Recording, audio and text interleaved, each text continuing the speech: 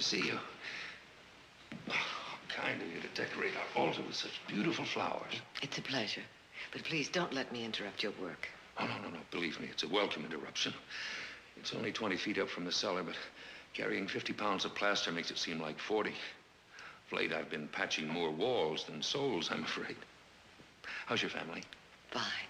How are your children? Wonderful. I have 22 now.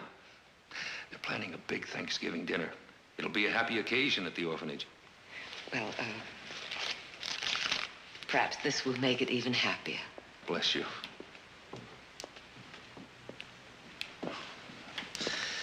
I wish my own parishioners would drop by as often as you do, and as generously. Well, if you'll excuse me, I have to get on with my work.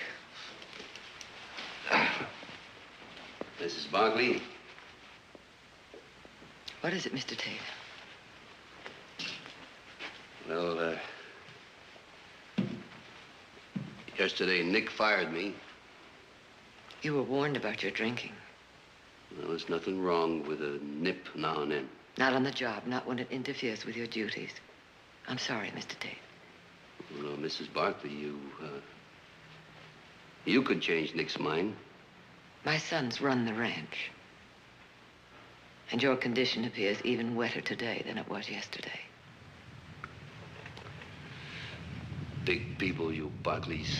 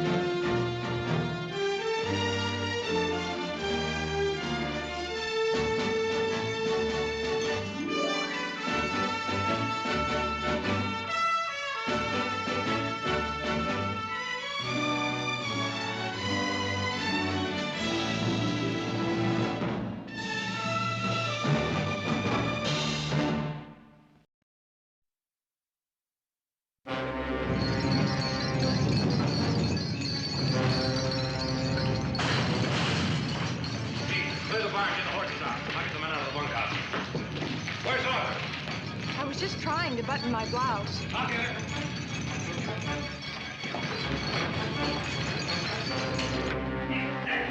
Head of the crowd, Jay, I get the rest.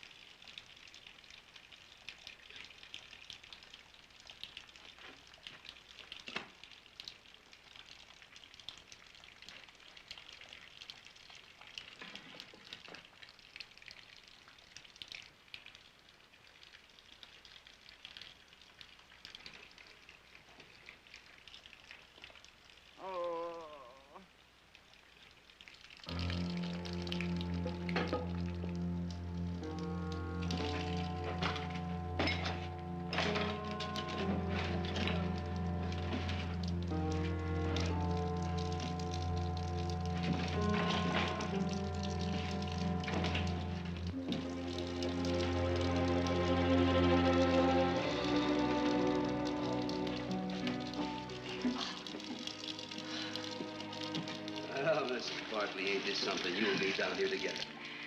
I don't relish this any more than you do, Mr. Tate.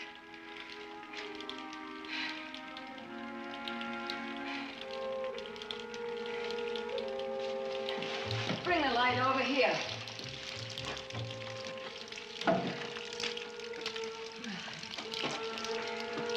This is where the steps were. What steps? Well, this must be the cellar. We're buried alive. But still alive. Oh.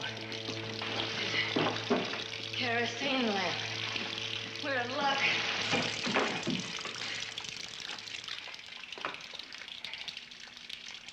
Oh.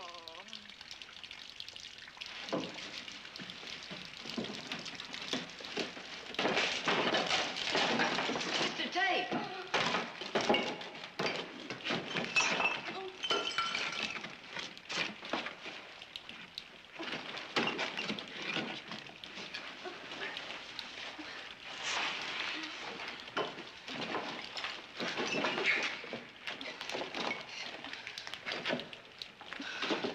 You're all right. Sit down. I'm Victoria Barkley. This is Mr. Tate. You're from the Modoc tribe, aren't you? Yes. Well, you know, we're buried down here and there's no way out. Stay out of the house and keep everybody out in the open. We'll be back as soon as we find Mother. I'll go with you. No, Heath, you stay here and take charge. She was going to visit Father Nichols. Try the church first. Right. Yeah, come on. Yeah.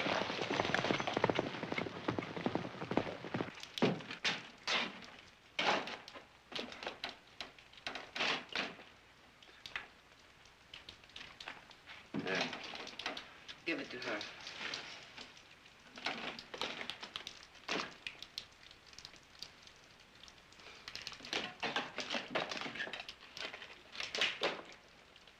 Mr. Tate, one sip in our present situation is medicinal. More would be hazardous.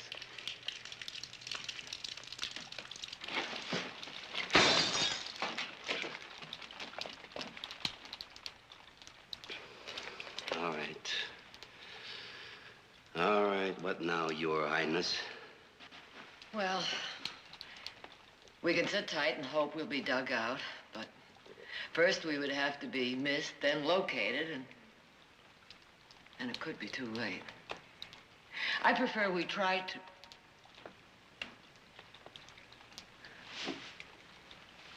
Wait a minute. I'm trying to remember something. Well, you go right ahead and remember. We got what's left of a lifetime. My husband was once owner of a gold mine. This cellar was part of it. Therefore, there must be tunnels. Above the ground and below it, the Barkleys are everywhere. We'll search the walls. You go right ahead. I don't even know your name. Naomi. Naomi.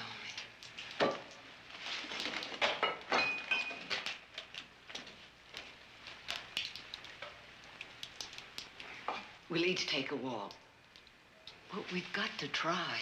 Naomi, you don't want your baby to be born down here, do you?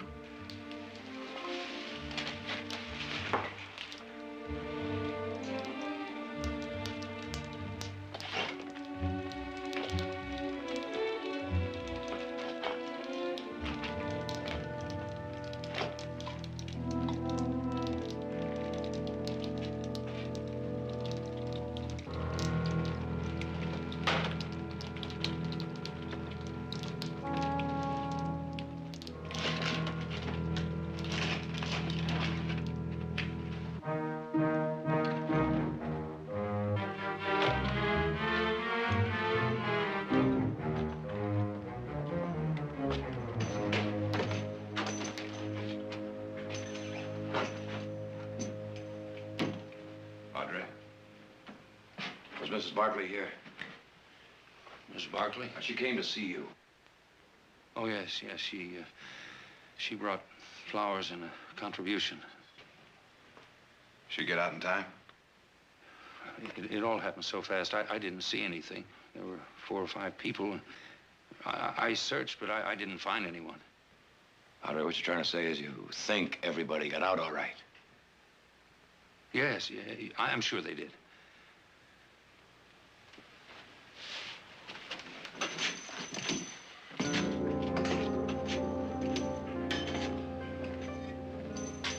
Padre, I heard you say everyone got out. Do you know that for certain? Well, there were 3 people in the pews, and Mrs. Barkley. Oh, yes, a young Modoc woman, an expectant mother. You didn't see what happened to her? No, I'm sorry, I didn't. Please excuse me, I must get to the orphanage.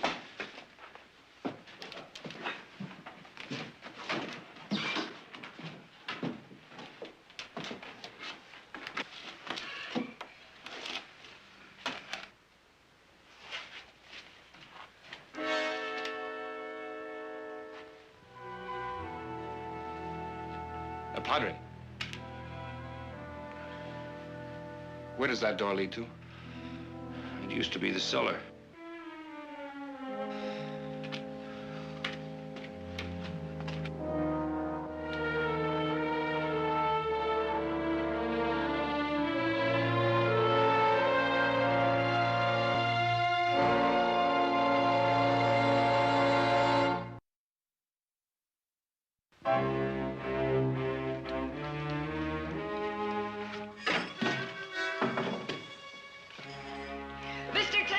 Mr. Tate, I found a door!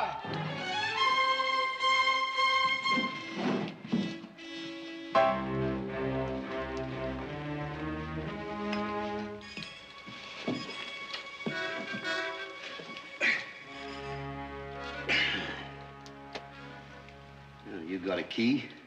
Well, maybe we can batter it. Here, hold this.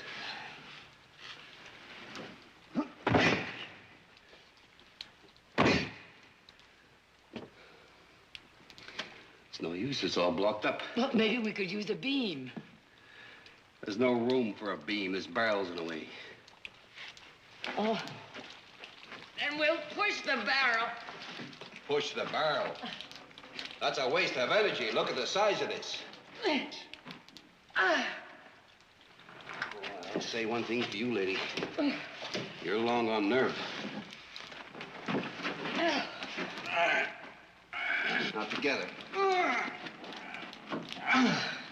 Again.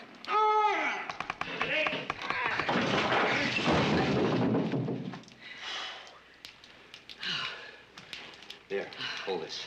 I'll say one thing for you. You can be helpful when you want to be.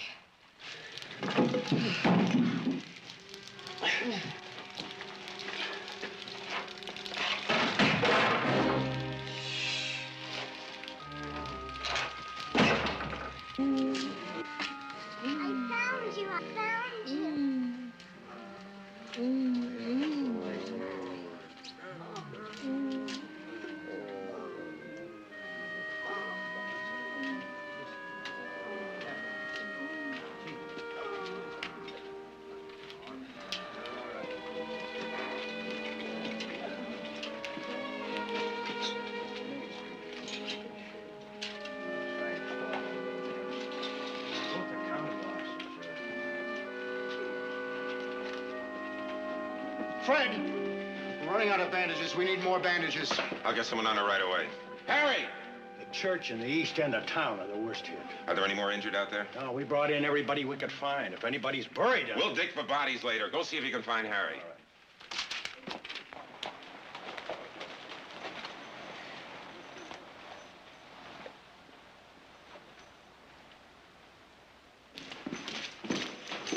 Fred.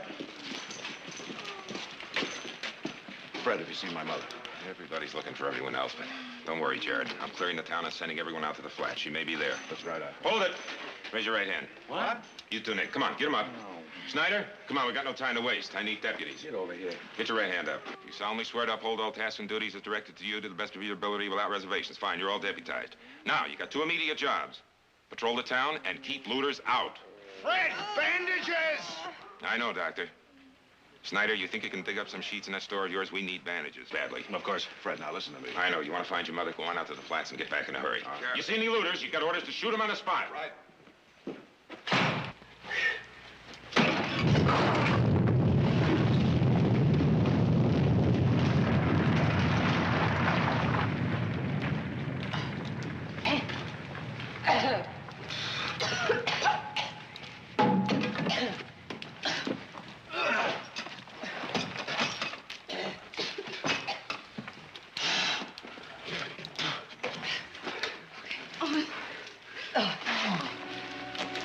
Naomi, come. We may have found the way out.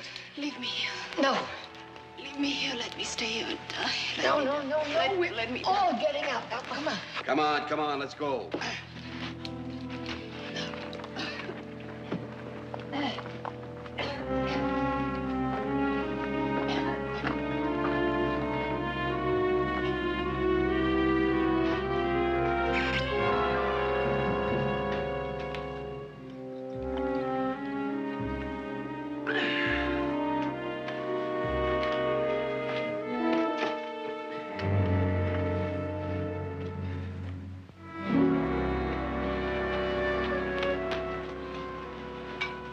The bunkhouse is buckled, but no one is hurt. We'll all sleep out, I guess. I guess so. The earth shakes, but the sun still shines. Audra, this waiting. Heath, I'm going to town to look for Mother. I'm going with you. The ranch won't disappear.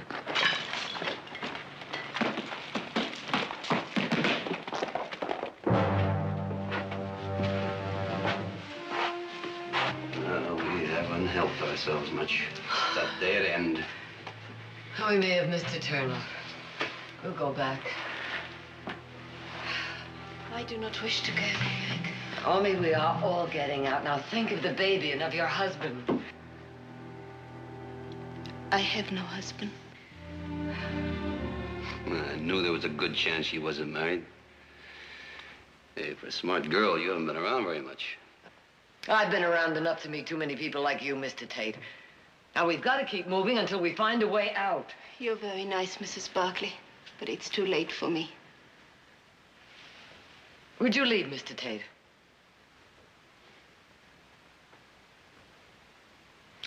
Suppose I don't want to lead. You don't have to lead. You don't have to go at all. Oh, I'll go. I like taking orders from a Barkley. If it wasn't for your son, Nick, I wouldn't be here in the first place. So you say please.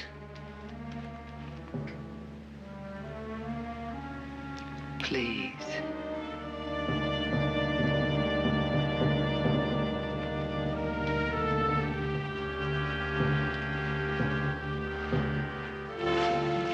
Excuse me. I'm looking for my husband, Roy Snyder. Oh, yes, right over there, Mrs. Snyder.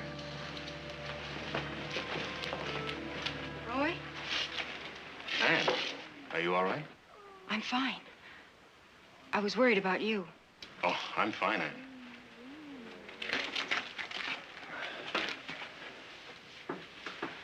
What happened to the store? You know, the sign fell and the windows are broken out, but otherwise nothing was damaged.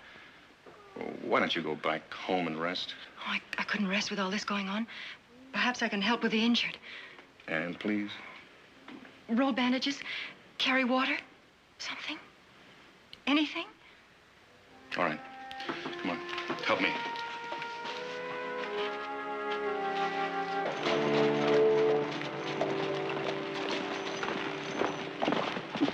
Any sign? Not yet. You two were supposed to stay back at the ranch in case you showed up there. I can ride back later. Wasn't she at the church? No.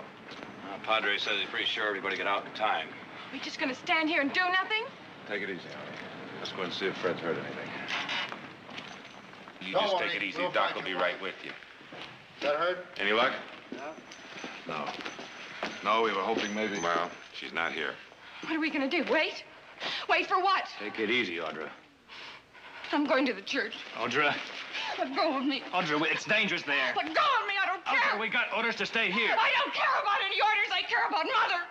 Do something. Do something. Take it easy, sis. Sheriff, I caught this man looting.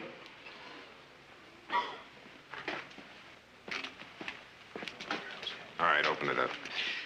I didn't mean to, Sheriff. I found these in the street, and yeah, I found them.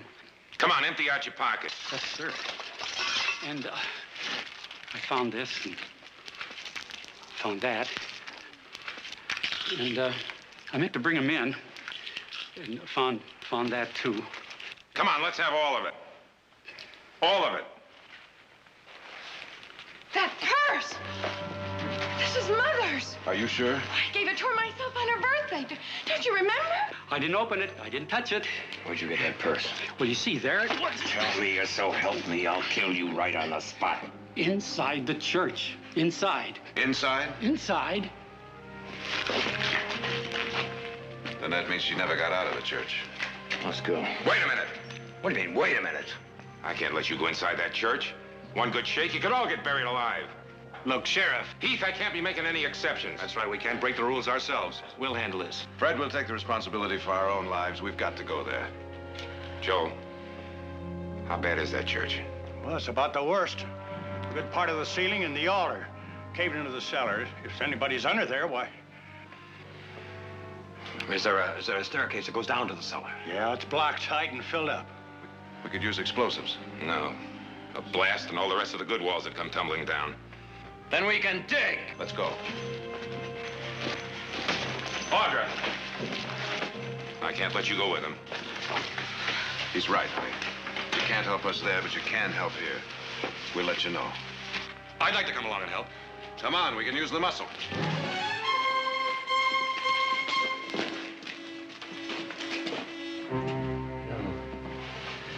This air don't smell so good. Or maybe it's because there's less of it. Naomi. I do not want the baby. Listen to me. I do not want it. I do not want it. I want to die. Want it or not, looks like we're gonna have company. Yeah, that's all we need is a squalum brat. Mr. Tate, it's difficult enough. Oh, stop feeling sorry for yourself. We're still alive, and as long as we keep moving, there's hope. There is no hope. Hope has brought me to this. There is no hope. We'll get you out, and you can go back to your people. They do not want me. It is a white man's baby. Now does he want me? The baby will be taken care of. To be raised and educated in a white man's school? Like I was taught? But I've learned something that isn't in your books. You teach one way, but live another. Does he know about the child? He does not want to have anything to do with it. He said he would meet me at the church to talk it over. He never came. He can be forced to accept his responsibility. I do not want him. I do not want him. He never told me he was married. I do not want him. I want to die. Oh, a married man.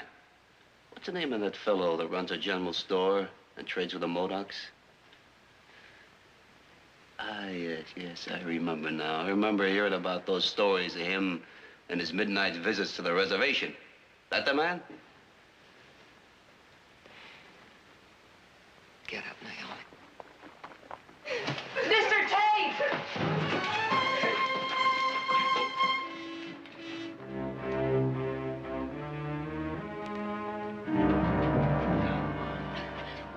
Leave me alone.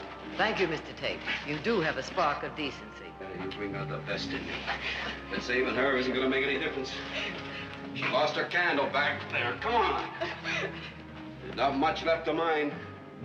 And when your lamp is gone, we'll all be goners.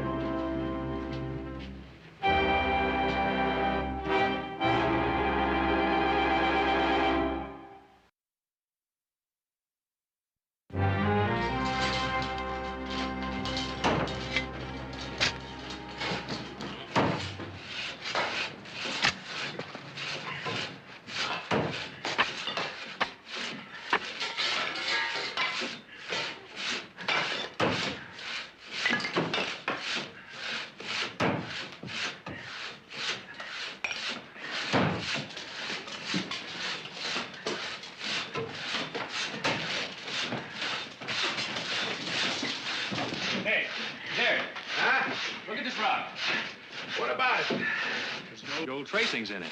Was there ever a mine here? Yeah, this church was built over an old shaft after it was worked out. Yeah, family had an interest in it. Well, you remember where the openings are? No, it's over 20 years ago. I don't remember much about it. Well, there must be deeds, records, or something. And they would show the openings. Where would they be? Well, they'd be down at the recorder's office. I'll go there.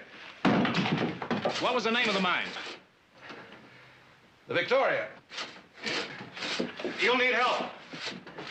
Come on.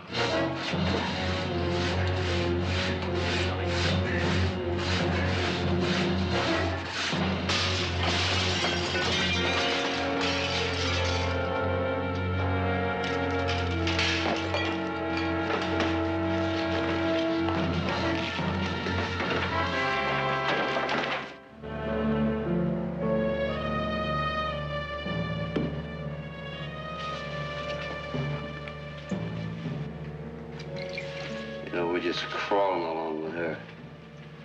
We should have left her back there. She needed a few minutes rest. How many more tunnels are there? I don't know.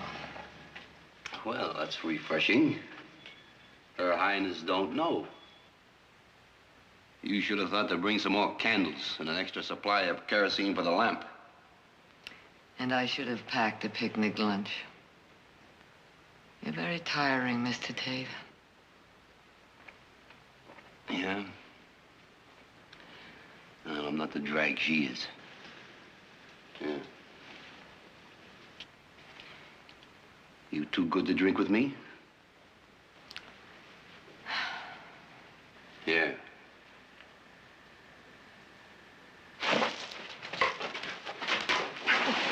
Listen, up there you might be queen of the valley, but down here you're nothing. You're no better than I am. If I could drink out of this bottle, so can you. Now here, drink it. Of course, Mr. Tate. Of course. Listen, mister.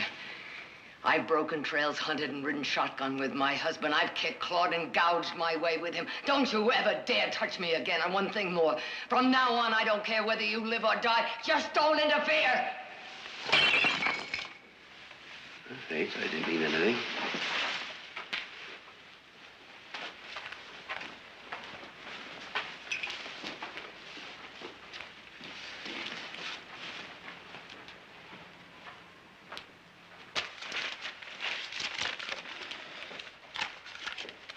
It's no use.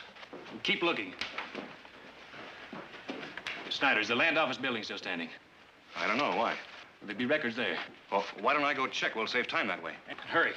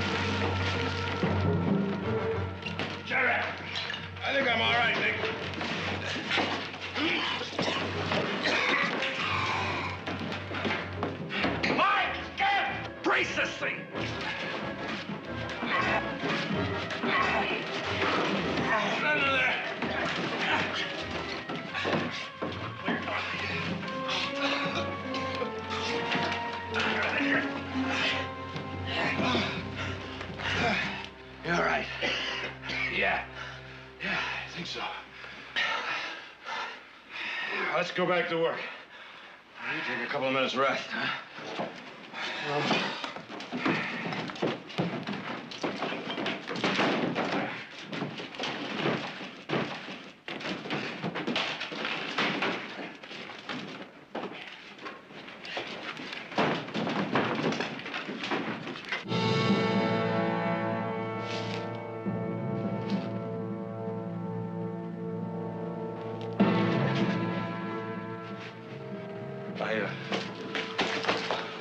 I dropped the match. Dropped it. You lit it. Well, there's nothing here. They're worthless. And burned the whole building down to prove it? Why? Why? You don't really know that your mother is buried underneath the church? And you don't know that she isn't. Or what do you know? There you go!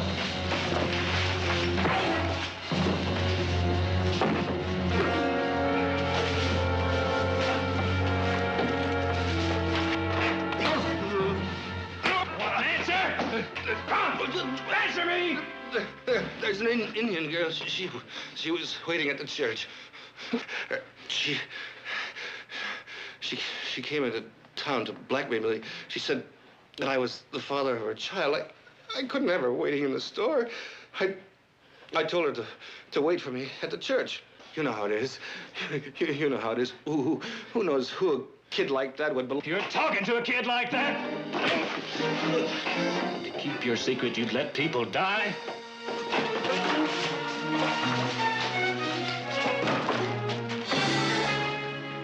Wait a minute. Naomi. Please. I can't go on. Oh, pain. So use. We ain't never gonna find our way out of here. I didn't think I'd end up this way, not this saddle bum. All my life I've been looking for something. And all I find is tough luck. Nothing ever works. Somewhere, somehow, I thought sure I'd latch onto something. Just one piece of luck, and old Tate, he'd be right up there. Hope springs eternal, Mr. Tate. Well, not right now, it doesn't. You got any more bright ideas? Well, why don't you take that tunnel, and I'll take the other tunnel, and we'll go in about 50 feet, and then meet back here and decide which one to take. There must be an opening somewhere. 50 feet. Yeah. All right. We'll be back, Naomi.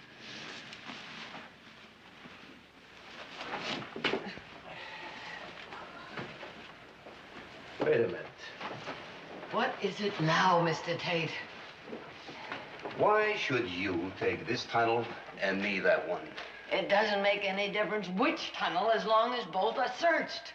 All right, then I'll take your tunnel. Oh, for heaven's sake, it's not my tunnel. Fine, then it's mine. I'll take this tunnel, you take that one. Oh.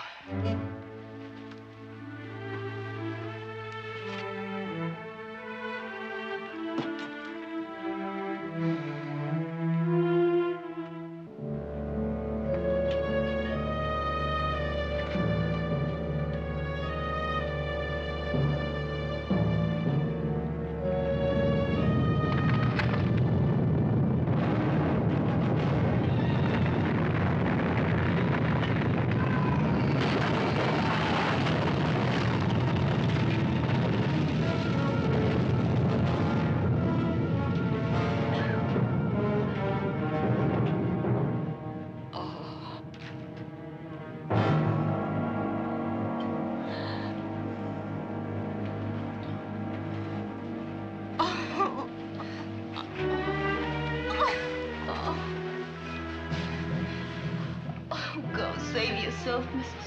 Oh! It's fine. You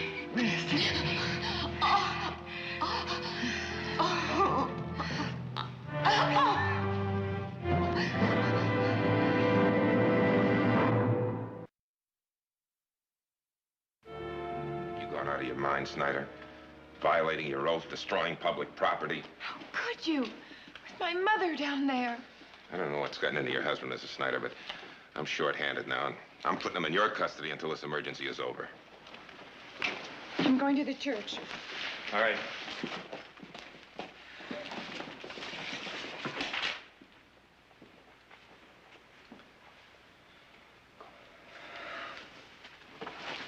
Roy,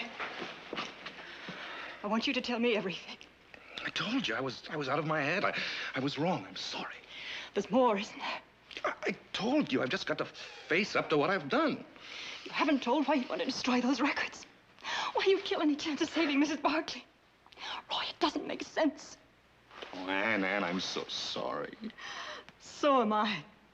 But for another reason. That time you went to San Francisco, I forgave you for that dance hall girl. I thought there were other women, but I couldn't be sure. Those trips to Sacramento. Oh, Ann, your please. repeated visits to the Modocs. The padre said there were several people in the church, including an Indian girl. Oh, really, Ann? If she was there with Mrs. Barkley, then that's why. Really, Ann, not here. Please, not here. Here and now.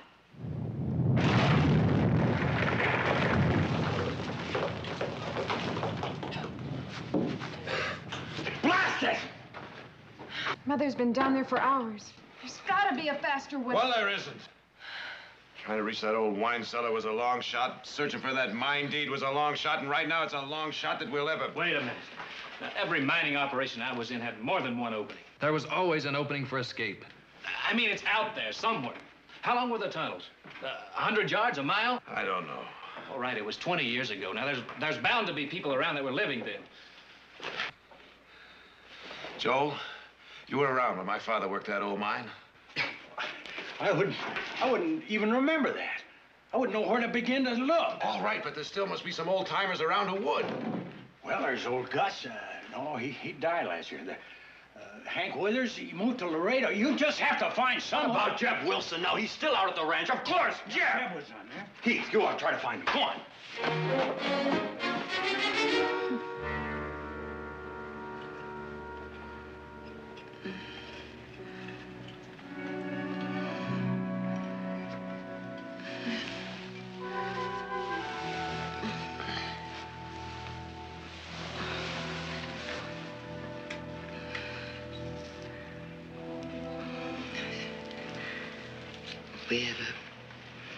We have a big house in Hillmead. A fine ranch. We'll take care of you and the baby. Please, go without me. Please, please go without me. It's strange. I went to the church because of the orphans fund, and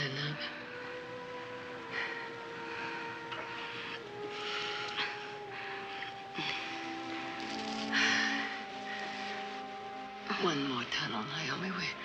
We'll try one more tunnel, and then I can't. Well, you rest, child. You rest.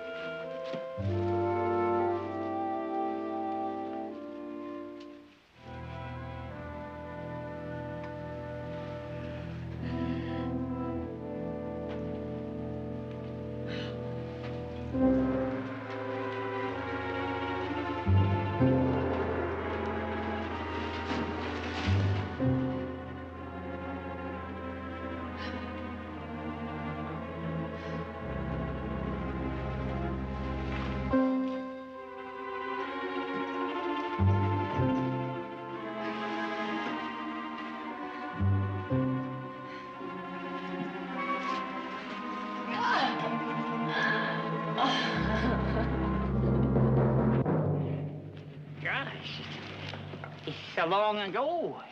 Been over 20 years since the mine was worked. Think, Jeff. There must be an opening somewhere. Doesn't anybody know? Seems to me, finished mining, we closed it up. All the openings? I think there was one of the openings in Little Canyon. We've got to find it. I said was. Likely it's all grown over. Never find it now. You'll find it. Get on your horse. I don't hardly remember. The ride will jog your memory. You, ride into town, tell my brother to bring dynamite, picks, and shovels and meet us at Little Canyon.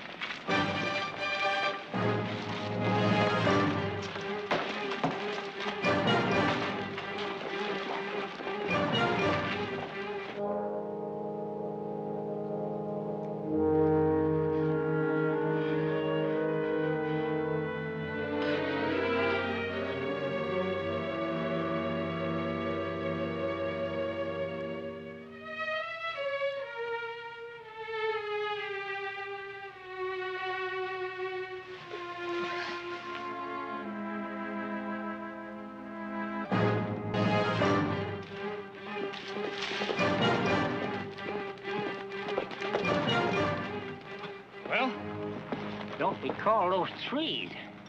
Well, is it or isn't it, Jeb? Let me think. The sun sets in the west, and the opening faces out to it this time of day, I think. But the hill's all covered over.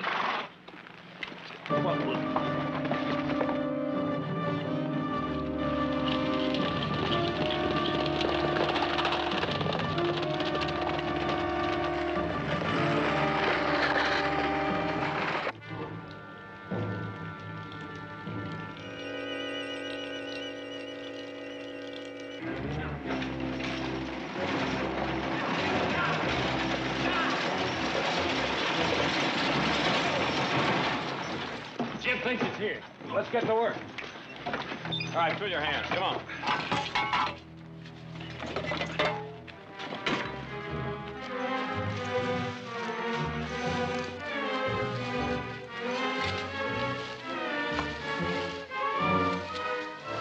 Jeb, what about it? I know it's around here someplace. Wait a minute.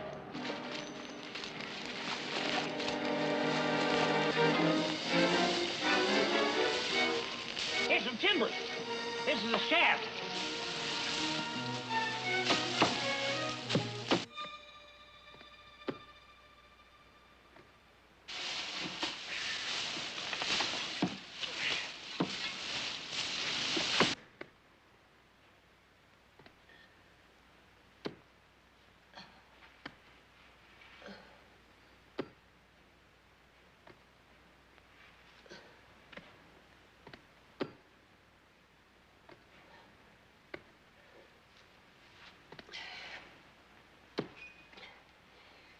Naomi.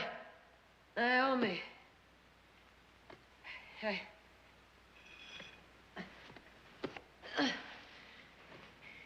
I hear sounds, Naomi. Maybe help is coming. Hold on just a bit. Just a bit longer.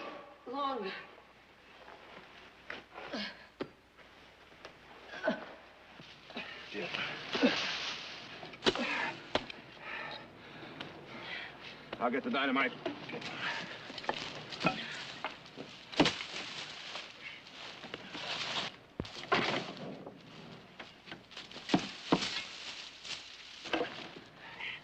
Got it set? Yeah. Audrey, you and Jeb get out of here.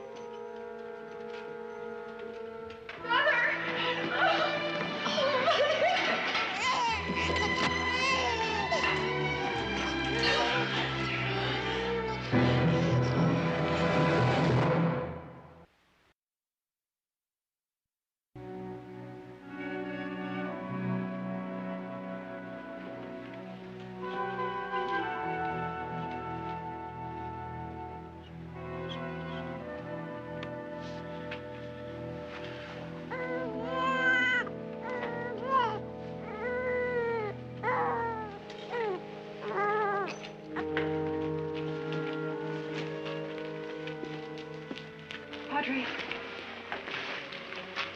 Padre? You want this child? Please. I'll try to be a good mother.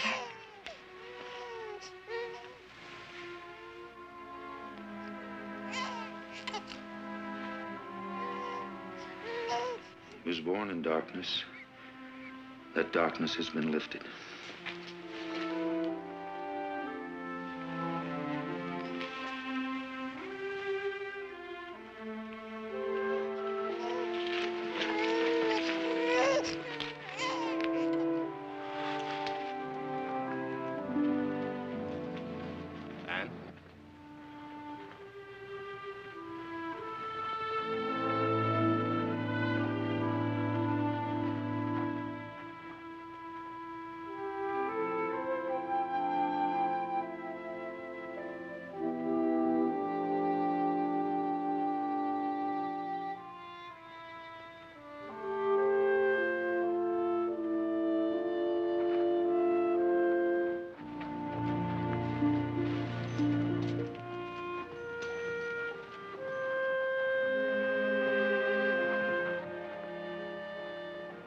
You ready to go home? Uh-huh. Mother, you're going to be pampered for a whole week. Anything you want, you can have. Well, all I want right now is a good warm bath. All right.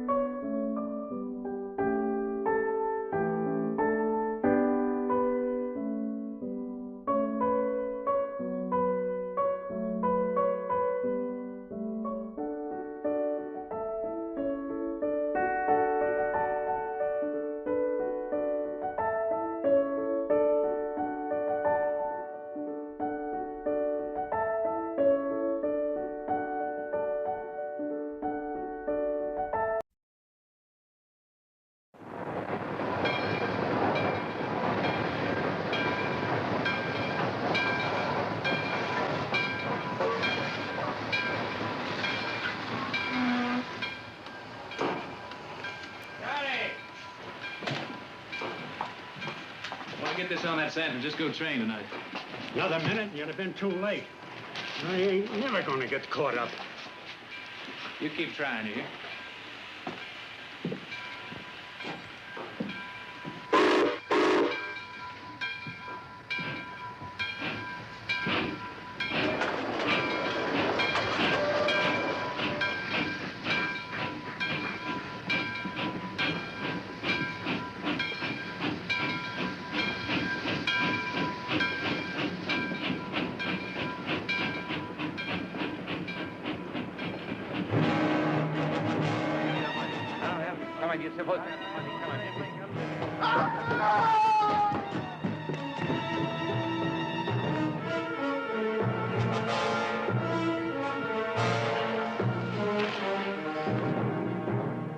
Colonel Ashby.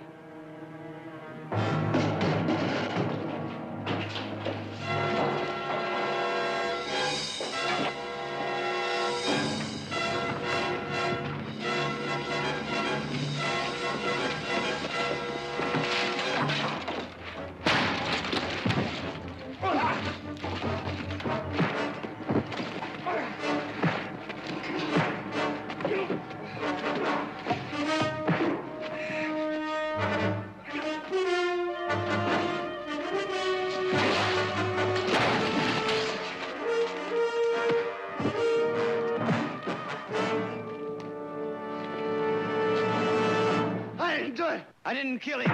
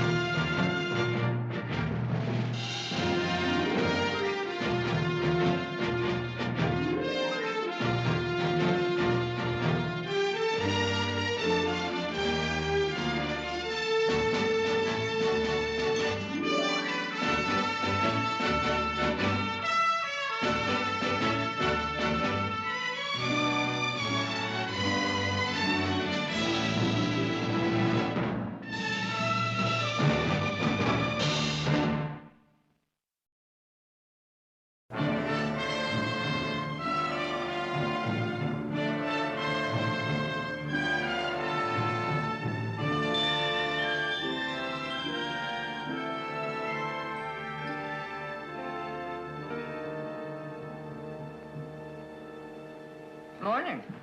Good morning. Morning. Good morning. You ready to go back to work now?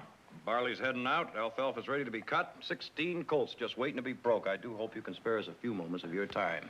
Well, I'm ready. I'd sooner clean out the stables than testify at that inquest anymore. Then it's all over. They brought in an indictment of first-degree murder last night. It's all over but the hanging. Corby Kyles for Colonel Ashby. One of the most despicable men in our community, taken in exchange for one of the most charitable, beloved men. Not a very fair exchange. If I had my way, I'd kick Jake Kyles and all three of his sons clean out of this valley. That bunch is worse than a wagon load of barbed wire. Sorry I'm late. Audra? Well, good morning, Audra. Morning. Audra? All this work going on around this ranch, I suppose you've been out dancing the moon down. Well, you're welcome to suppose all you like. You know, as soon as these odd jobs are through, maybe we ought to commence riding herd on our little sister. I'll have you know I was up at 6 o'clock this morning and picked up the plans for the orphanage for the meeting this afternoon.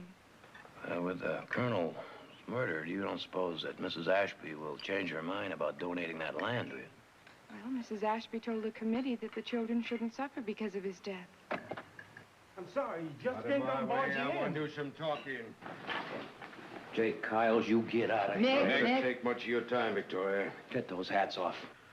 And just after asking a simple favor from an old friend. Never asked the Barkleys for nothing before except to be left alone. That's the way we've been with everybody in this whole valley. Up till now. All right. What favor can we do for you?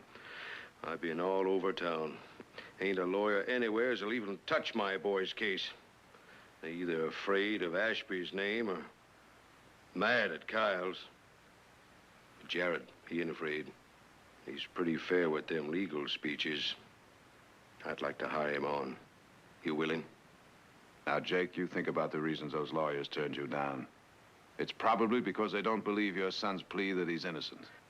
'Cause ain't a one of them will even listen to his side. Jared, you're my last hope. I wouldn't ask you neither if it weren't for the fact that your daddy and me came to this valley together. A member of my family is the prime witness against your son. I thought of that, too. But it ain't as if he's a real member of the Barkley family. Nick. Now, Jake, I'll try and overlook that remark. But you understand this. I'll not accept your case. You're always yapping it up about justice. But when it comes to action, you're like all the rest of them do-gooders do nothing. I'm telling you, the real knife stickers in this town are the high and mighty mucky-mucks like the Barkleys. Jake, that'll be enough. Now, you heard Jared's answer. Don't make it any worse. All right, you see to it he keeps his nose out of our business. And see that he don't tell any more lies about my own son. Mr. Kyles, I don't take to anybody calling me a liar. And I'm telling you, you're testifying against Corby makes you one. Get out. Get out of here, Jake, before we forget you're an old man. Now move. Come on, Paul.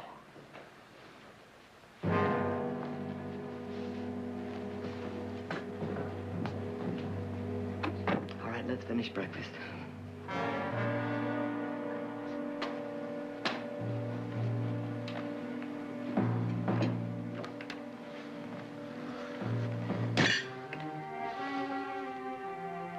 Heath, I'm sorry for what he said. Thanks, sis. I'm sure if Jacob really tries, he'll find a competent lawyer. What difference does it make? Well, sometimes it has been known to make the difference between a verdict of guilty and innocent. But Heath caught him red-handed. And it's high-low, Jack, and the game, right?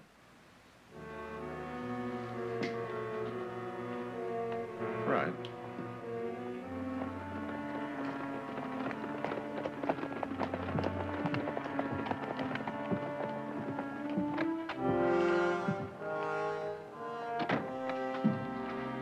Good afternoon, Counselor.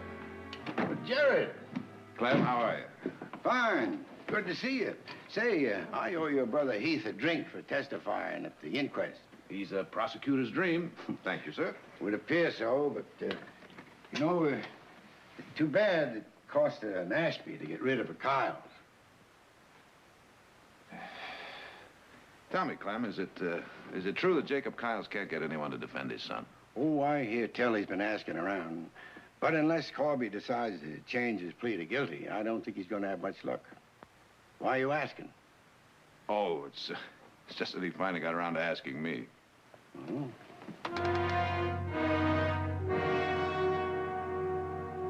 No, sir. Never a Kyle set foot in this shop. Them so shaggy-eared, they ought to pay double dog taxes. I ain't complaining. I wouldn't want to dull my shears on any of them. Colonel Ashby. Well, they broke the mold when they made him. It was a grand funeral. I shaved him. Quick hanging would be a community service. Set a simple black-tongued example for the rest of them. You ought to hamstring the whole crew of them. Ought to tie 'em up in a cave, clean them out once and for all from the land of civilized people. The only thing, hanging won't bring the colonel back. But at least he wouldn't be able to kill anybody else, that's for certain. Nice talking to you, Slim. Thank you, Miss Barkley. Been nice talking to you. Next. Kyle's are a menace to our community. The record shows a history of 14 individual arrests during this past year alone. Corby Kyles himself has been charged with drunkenness, destruction of private property, conspiring to defraud, assault with a deadly weapon, and now we know him to be the lowest of all human beings, a murderer. Don't you think this editorial is just a little prejudicial? You call it prejudicial. I call it the truth. Tell me, George, are all writers so emotional? Or is it just that lawyers are too objective? Jared, I don't understand you. Your own brother is living proof of Kyle's guilt. Oh, I'm well aware of the case against him. I just wonder if you'd print anything for him. Oh, Audra. Well, who are your little friends? But these are some of the children whose parents were lost in the epidemic. I'm taking them over to Mrs. Bradshaw's house. There's just no room in the old orphanage. Children, why don't you go on to Mr. Perkins' store and tell him I said to give you each a licorice stick?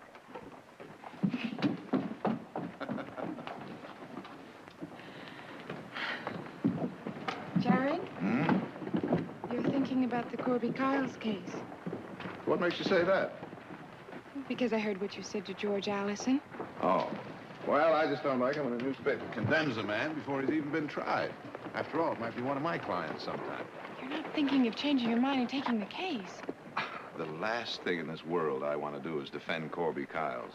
Anyway, that's nothing for you to be worried about. Yes, it is. How do you think Mrs. Ashby's going to feel about being associated in the orphanage with us if you defend the man who murdered her husband? Now, Audra, Corby Kyles might be guilty, but... Might be guilty? Heath saw him do it. That's proof enough. Jared, you've got to promise me you won't take the case. I'm sorry, honey. I can't make you that promise.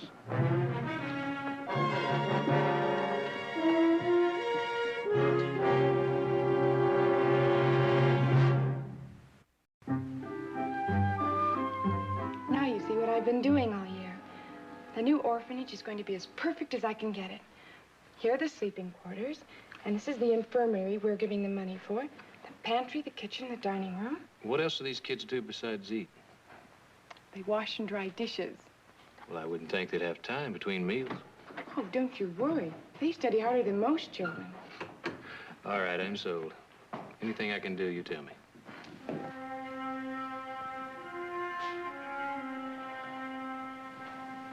Excuse me, sis.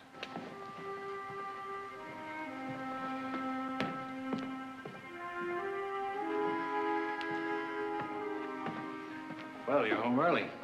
Town lost its charm? No, town's fine. Well, Audra seems to think you're going to commence a war against her. Audra jumps to conclusions. Jared, if you knew a man was guilty, would you defend him? Only to save his life by pleading for mercy. Especially if there were extenuating circumstances. But if he claims he's innocent? Well, that would depend on whether I could believe him or not. Do you believe Corby Kyles killed Colonel Ashby?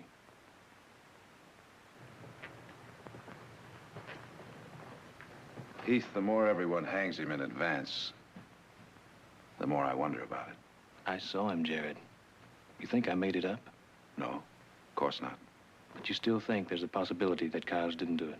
At this moment, yes. There's a shadow of possible, but not probable doubt. even though you sincerely believe you saw him do it. All right. Then I want to make it clear that you don't turn him down on my account. Thanks, Heath. But that's the cart before the horse. I haven't even talked to the party in question yet.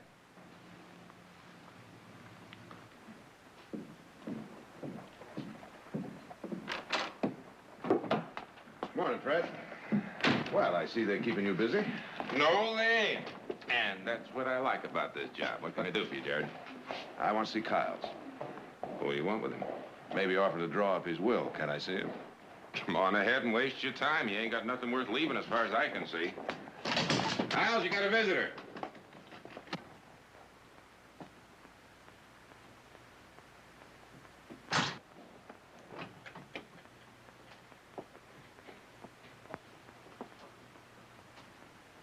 Well, looky here.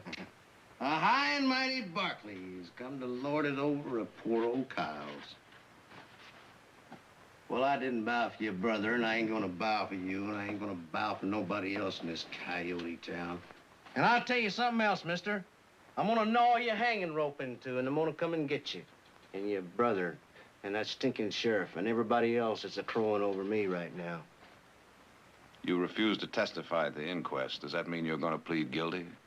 I mean, what difference does it make? I ain't got no lawyer to prove otherwise. All right, Corby. Did you do it? And what if I say yes? Then I want to know if you're going to plead guilty. Why? Because a lawyer might be able to save your life. My pa said you wouldn't have nothing to do with me. Your paw might be wrong. There's something scratching in your craw there, mister. Coming on them cheap maybes. Well, maybe I'm guilty and maybe I'm not. Which is it? What if I said I'm not for sure? What then? Of course I'm not. And I got a good notion to tell the whole world about this town. It's full of tall, doggy stuffed shirts. They know when I'm around, good as the Kyles. And believe me, mister, I've seen both sides of it. Corby, if I thought you'd level. You Barkleys, you ain't got enough to railroad me. So you come here to shut me up, huh? I came down here to consider your case. Now, if you don't want even that, then at least I've satisfied my conscience that I tried. Well, hold on a minute. Keep your shirt on. I mean, hog, dog, or devil, I got to have me a lawyer.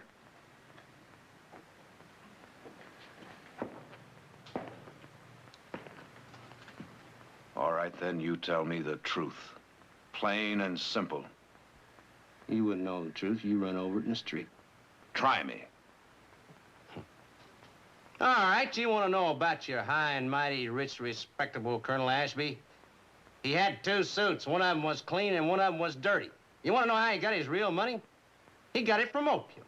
You're lying. And let me tell you that that kind of talk is only going to dig you in deeper than you are already. I figured you'd say that.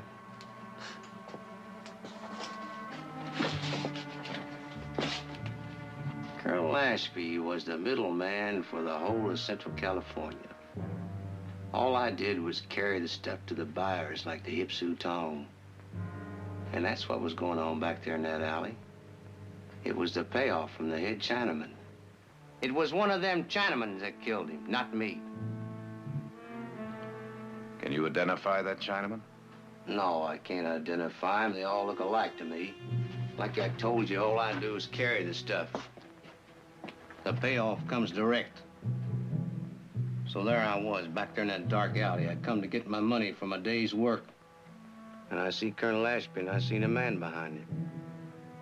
And so I yelled to the Colonel, "Look out, Colonel!" And he turned around, and that's when the Chinaman, he done it. So I go over to this poor man, and I pull a knife out of him, and I chase that Chinaman. And that's when your brother, he jumped me.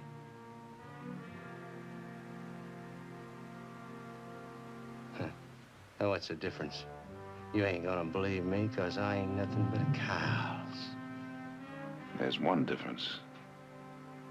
If your story is true, it will ruin the reputation of one of the most respected men in this state. Well, that's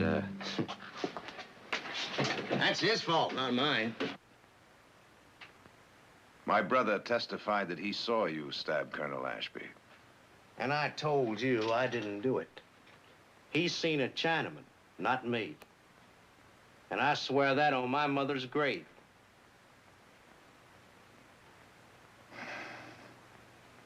Your story is so bad, I'm almost tempted to believe it. Well, thanks, Jared. Don't you ever call me Jared.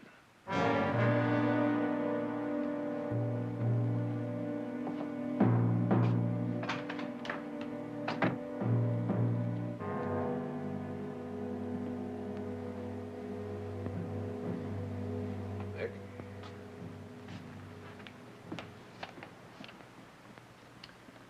Is it true? What? You're gonna defend Kyle's? No. But it's true I'm thinking about it. You're gonna think yourself right into a hole, brother. The more you think, the deeper you're gonna get. No, Nick, I'd say it's more like treading water. Looking for a bottom that should be there, but isn't. Well, I just don't see feeling sorry for Kyle's. They came here with the same chances our parents did. The same kind of land. And enough land to keep 3 boys out of the trouble that they're always in. Look, why don't you give some of that good advice about how to run their place to them? Because it's none of my business giving advice to people that don't want it. Jared, how long has it been since you've been out to Kyle's place? A long time. Why? Well, why don't you take a ride out there? Maybe you can find that bottom you're looking for.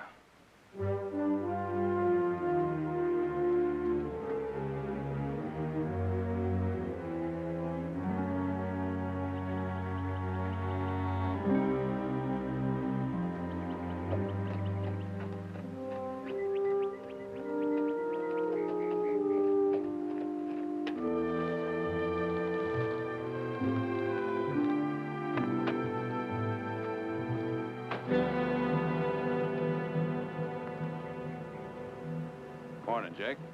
Right down, Barkley. I don't look up to folks when I talk. Doesn't bother me either way. Say your piece. Tell me, Jake, why do you let a good farm go like this? It's mine. Suits me. I'm a free man. Beholden to nobody. You figure the less work you do, the freer you are? You feeling extra proud because you got all your buildings covered in white paint? There's worms under that paint. Shoot. I knew the Barkleys when they was kind of dirty. And kind of neighborly. I'll let that be now.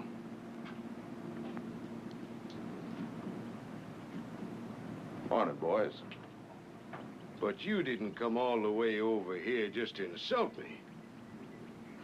Maybe you came over to tell me your so-called brother decided against testifying. No, I'm afraid not, Jake. I just came over here to see if you're having any better luck getting a lawyer for Corby. None. You all are the same stripe.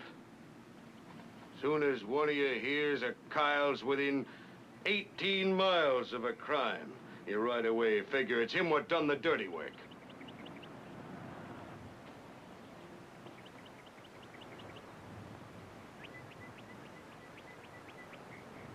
Well, what would you say if they were within just a few feet, Jake? All right, boys, I want those silver conchas in my hand right now. You got them conchas, Emmett? No, Pa, I ain't got him. We was just standing here admiring his horse and saddle. Hey, there you go, accusing my boys. Well, now, suppose we take it on the evidence, Jake. Those silver conchas were on that saddle when I rode in here. Now they're gone. Well, now, that don't prove nothing. Hand them over. Get away from me. Let go! Let go of me! I didn't do it! I didn't do it!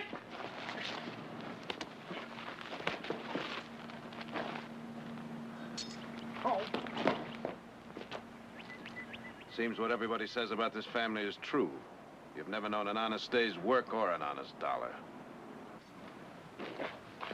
Just a minute, Barkley. You don't seem to know a joke when it's played on you. Corby, a joke, too? Hold on now. Takes a brain like a slippery water snake to blame Corby for them boys' foolishness. Besides, Corby's my burden, not yours. And you seem to be doing everything in your power to keep it that way, Jake.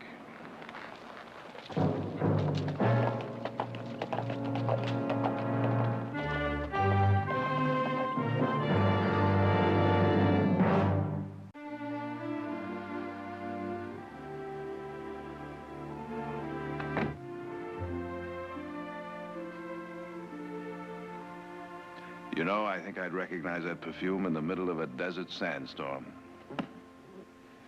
My, you look as lovely as summertime itself. Thank you. What brings you to town? Oh, the place to discuss law is in the lawyer's office, not at a breakfast table. Very well, madam. Would you please state your legal problem? Jared, there's nothing in the law that says a lawyer has to defend any special person. I mean, a lawyer has the right to refuse the case if he so chooses. If he has a good enough reason. No, there's nothing in the law that mentions he has to defend any special person. But when a lawyer takes his oath, he swears to defend justice and the Constitution.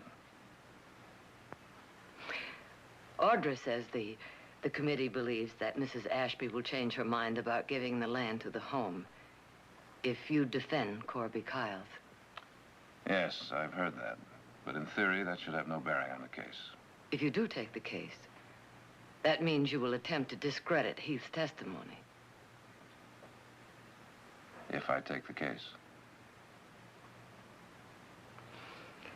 Jared, from the day Heath came to us, he's had to prove to the people in this valley that he's the equal of anyone, that his word counts no less than any other Barkley. Oh, Mother, don't you think I've thought about that? You know I don't want to hurt Heath, but he's told me he doesn't want to influence my decision either. Nonetheless, you will hurt him. Yes. Oh, that puts me nicely in the middle, doesn't it? Sure. I promise you, I will carefully consider everything you've said to me.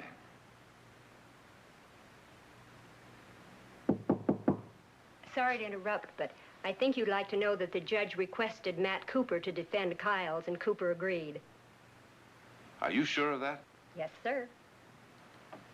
Well, amen to that problem.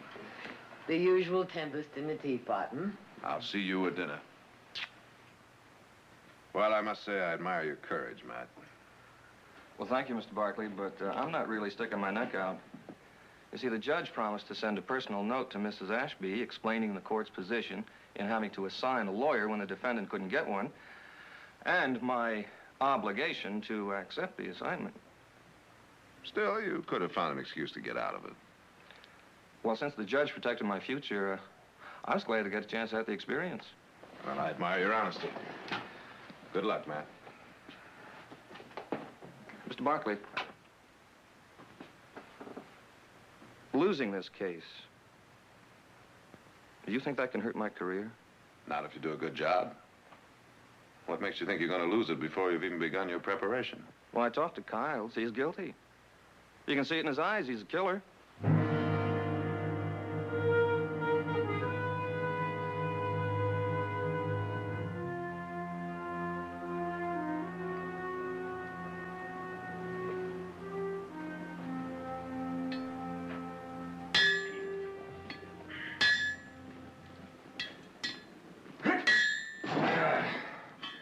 Well, I'm bushed.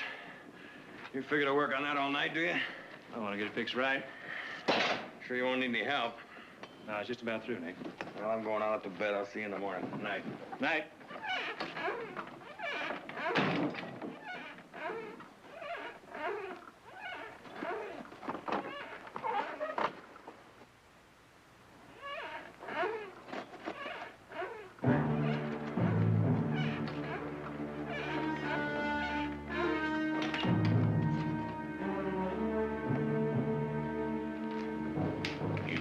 Right there, boy. I'd just as soon blast you down as look at you. What do you want? We aim to help you learn your testifying. I don't need any help. Maybe you best just say you was minding your own business the night Ashby got himself killed. Yeah. You couldn't see who it was anyways, could you? I could see.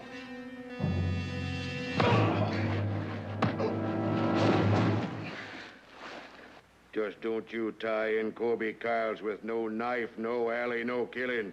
I caught Corby red-handed. You're wrong, mister. Maybe dead wrong. You don't want to get your family into trouble, do you?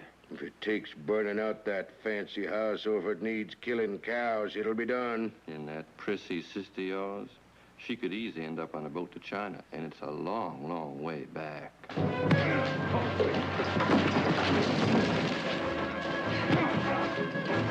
Bust you!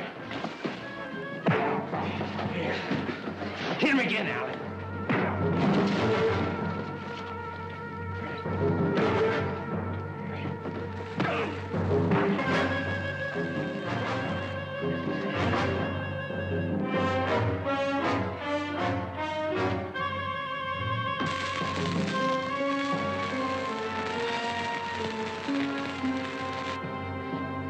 You better listen now. Get it right. You testify the wrong way, and we'll come back and put this brand so it'll mark you for life.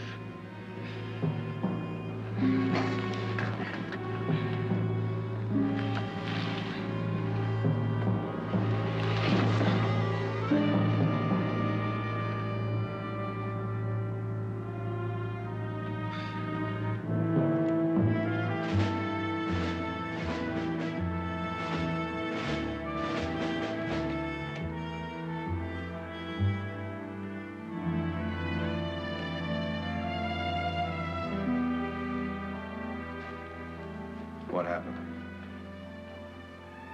Who did this? One guess. Kyles? It was them. Me and the boys gonna do a little visiting. Nick, you know better than to play vigilante. In this case, I wish I didn't. What'd they say? They threatened the whole family if I testify against Corby. I see. Jared, no one can stop me. I know that, Heath. And I promise you they'll be punished. And to think you were considering defending one of them. Corby is not responsible for what his family does.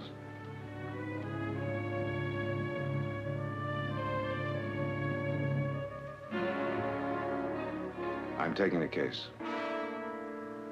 You can't. No! I thought Matt Cooper... He was. But what chance does a man have when his own lawyer is convinced he's guilty?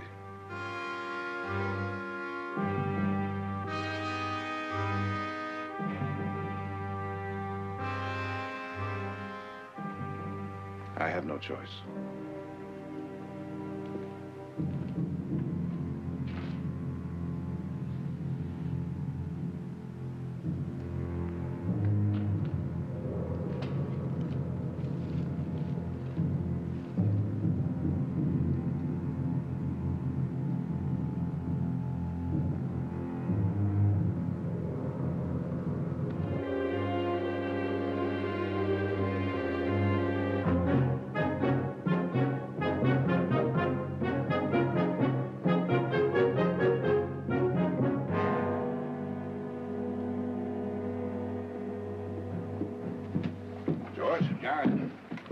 Tell me why one of our leading lawyers has taken it upon himself to go against the best interests of the town, his family, and himself?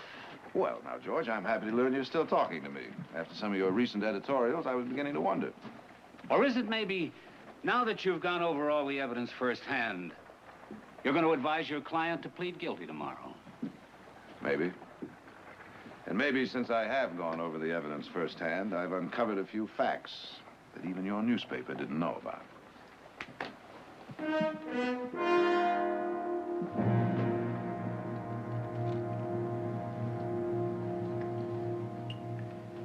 Here's to success. And the harvest. Yeah. Audrey, you look lovely. Thank you. Well, now, Audra, I've been in the county seat and a good many other places, but that's the first time I've ever seen a dress like that. Sort of resembles that new filly. Except you can see more brisket than fetlock. Yeah. I do believe it's one of those new horse blankets just came out this year. You've heard about it, Mother. It's supposed to be good for circulation. Oh, hush up, you farmers. You wouldn't know a fancy dress from a sassafras patch. Come on, let's have dinner. Yeah.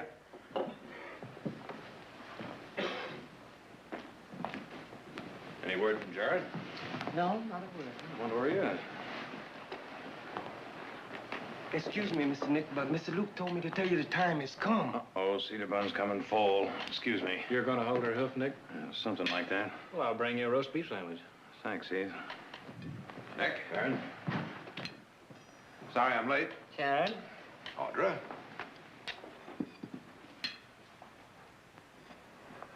Heath. Okay.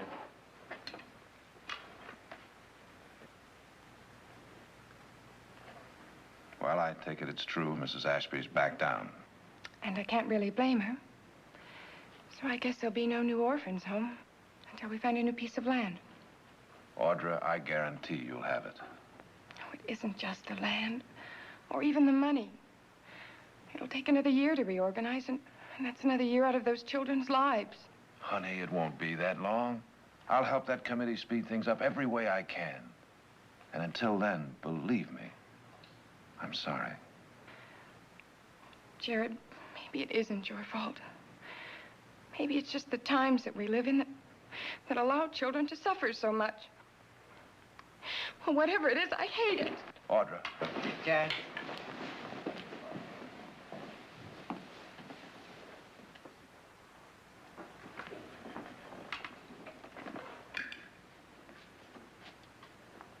Needless to say, I'll be glad when this trial is over.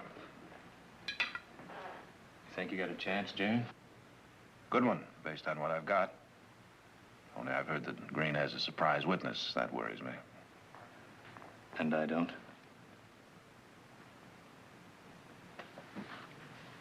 Heath, you understand that when a lawyer takes a job, he does it any way he can. No holds barred. So that means if you can, you're gonna turn me upside down and inside out. That's what it means. I'll be ready for you.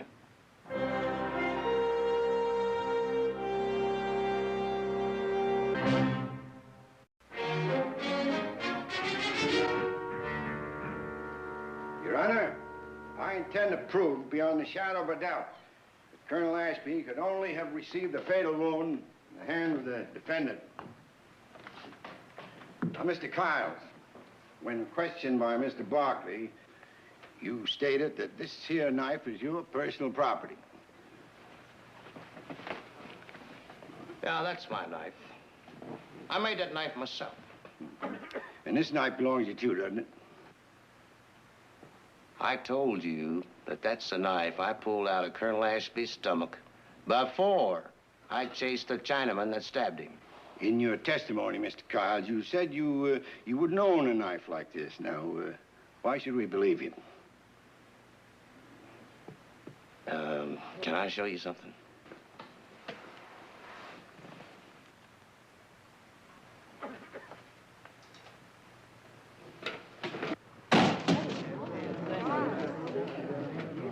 Order.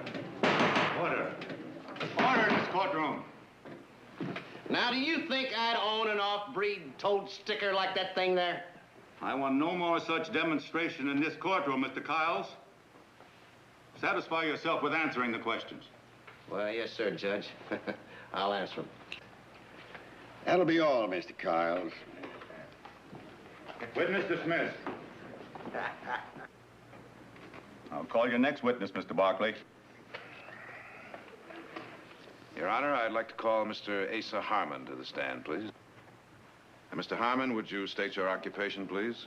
I'm a special detective employed by Senator Harrison's investigating committee. And how long have you been so involved? Just a little over 6 months. What is the purpose of your investigation? Legislative restrictions on the importation and sale of harmful drugs. All right, Mr. Harmon, would you tell us, please, what you know of the connection between Colonel Ashby and Corby Kiles? Kiles worked for Colonel Ashby. Colonel Ashby was a member of a ring distributing opium to tongs here and in San Francisco. Order in this court. Continue, Mr. Barkley. Mr. Harmon, are you saying that Colonel Ashby, a man of spotless reputation, was involved in the narcotics traffic? Now, he was more than just involved. Colonel Ashby was one of the prime movers. And according to your information, how long was he involved in this trade? Objection! You'll not make murder any less repugnant by maligning and slandering the good name of the victim, who's not here to defend himself. Your Honor, I am merely trying to establish the victim's true occupation in order to show that there might be others with stronger motives to have committed this crime. Now, I deeply regret bringing out this sordid background. However, I am sworn to defend my client by all possible means. Objection overruled. Please answer the question, Mr. Harmon. How long was he so involved?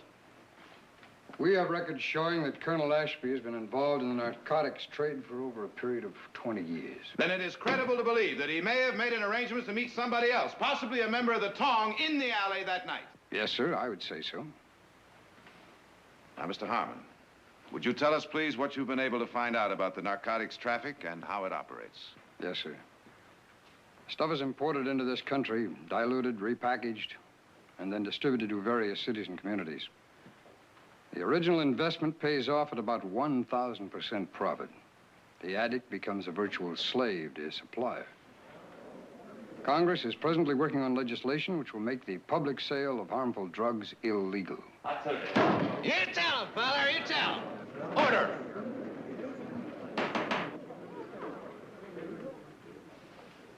Thank you, sir. No further questions.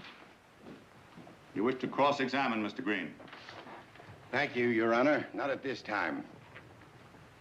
That'll be all, Mr. Harmon, and thank you. You're dismissed.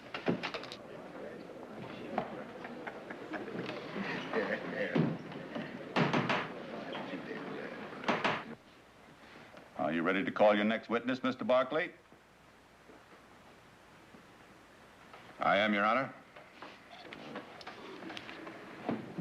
I would like to recall Mr. Heath Barkley to the stand. Court recalls Mr. Heath Barkley to the witness stand.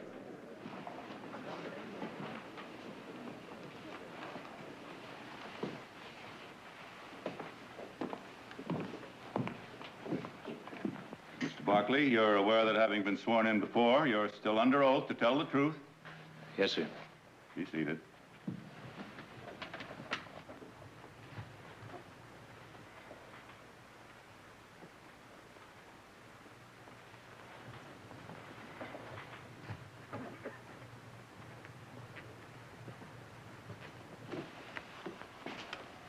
Mr. Barkley, according to your testimony earlier in this trial, you stated that the quarrel you heard from the alley sounded like such a critical matter that you felt you should interfere.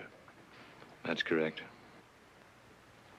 You further stated that upon entering the alley, you saw two men fighting in the shadows, and that when you came close, one man ran away and the other slumped and fell from a knife wound in the abdomen. Is that correct? That's right. Can you tell me the location of the nearest street lamp to that alley? Street lamp? No. According to my measurements, it's 87 feet away. Over 30 feet from the entrance to that alley. Now, from that distance, that lamp couldn't shed enough light in that alley for a man to see his hand 1 foot in front of his face. And yet you state that you clearly saw Corby Kyles. He was in the shadows, but I know it was him.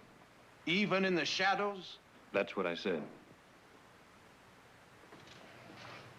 Now, Mr. Barkley, would you please tell us again everything that happened up to the time just before you entered the alley?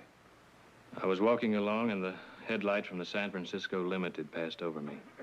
I heard a man yell and I ran into the alley to see what it was all about. Even though it was dark, I could see in the shadows clearly enough to know that it was Corby Kyles who ran. And Colonel Ashby who'd been stabbed. You're sure? I am. Sure enough to put a noose around the defendant's neck? Yes, I got no reason to lie. I'm not suggesting you're lying, merely that you're mistaken when you state that you clearly saw Corby Kyles running away. And I say you're dead wrong. And I intend to prove you're mistaken by showing you the shadows that you saw into were purely imaginary. They weren't imaginary. Now, you're out of order, Mr. Barkley. Now, if you speak out again, I'll order you out of this courtroom. Continue. Can you tell me what kind of a moon there was that night? No, I don't recall what kind of moon there was. Very likely. Your Honor, I hold here in my hand a newspaper, which I'll submit later in evidence, which clearly states that there was no moon that night. And if there was no moon, there was no light. And if there was no light, there were no shadows. So you would have had to recognize Corby Kyles in what virtually amounts to total darkness.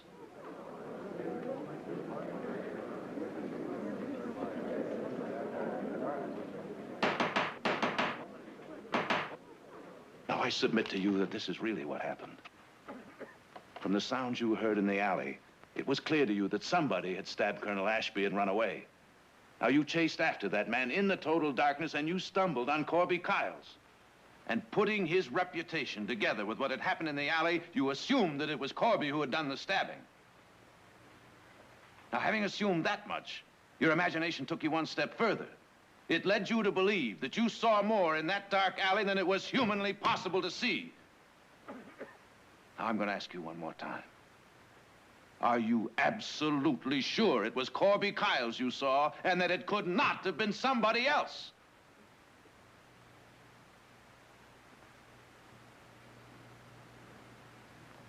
No.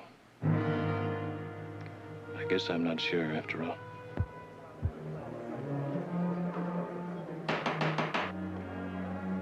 That'll be all. Any further questions, Mr. Green? None, Your Honor.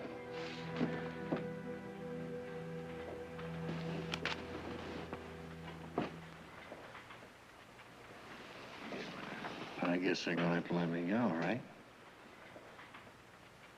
Your chances look pretty good.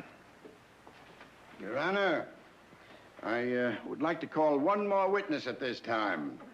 Mr. Henry Bingham. Mr. Bingham, you're a train engineer in the Northern Division, is that right? Yes, sir.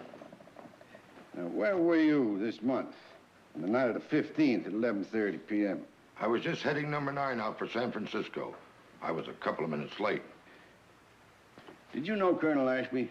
I'd seen him up and down the line for years. Now, Mr. Bingham, would you please tell the court in your own words exactly what you saw that night as your train left the station? Yes, sir. I just cleared the last switch and was watching ahead. And straight into the light of my engine, I seen these two men fighting in the alley. Well, now, how long did the light from your engine shine on the fight? Couldn't say for certain, but it was long enough to see them both clear. Well, go on, Mr. Bingham. Tell us, who did you see? The one that was well-dressed I recognized right off as Colonel Ashby. The other one I recognized at the same time. What was the other man wearing? Farmhand dress is the best I can tell you. Well, now, Mr. Bingham, I can readily understand how you might have recognized Colonel Ashby right off, but how can you be so sure of this other man? I saw his face real clear, and I'd know his face from any other in a second. Oh, well, now, why is that? I'd seen him many times hanging around the station when I was changing trains. Never knew his name, but I'd never forget his face. Mr. Bingham, why is it taking you so long to come back here to testify? When I read about Heath Barkley catching him red-handed, why, I figured it was cut and dried, without my having to come down here to say my piece. Then I read about the trial going on, and I sent the telegram. Could you make him shut up? Could you make him shut up? Mr. Bingham, about the man you saw that night fighting with Colonel Ashby in the alley. Is he here in the courtroom? He is. Would you point him out, please? I'll kill him. I swear to you, I want to kill him. That's him. The man you call Corby Kyles. He didn't do it. He didn't.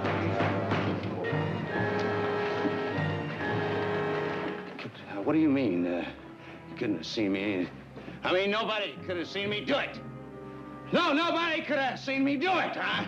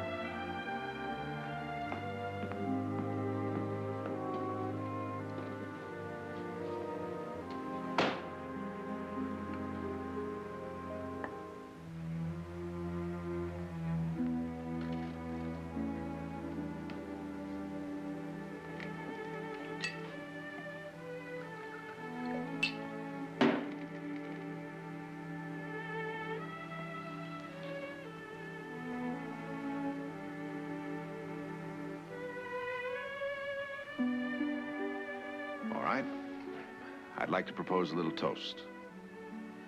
Here's to Big Brother, who it seems is capable of making one of the biggest mistakes possible. Audrey, do you know what mistake he's talking about? No, I don't. Maybe you know, Nick. Beats me. Mother, do you know what mistake Jared's talking about?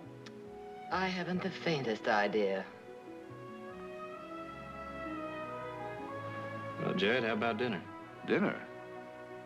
Well, it's almost 10 o'clock. You mean you haven't eaten yet?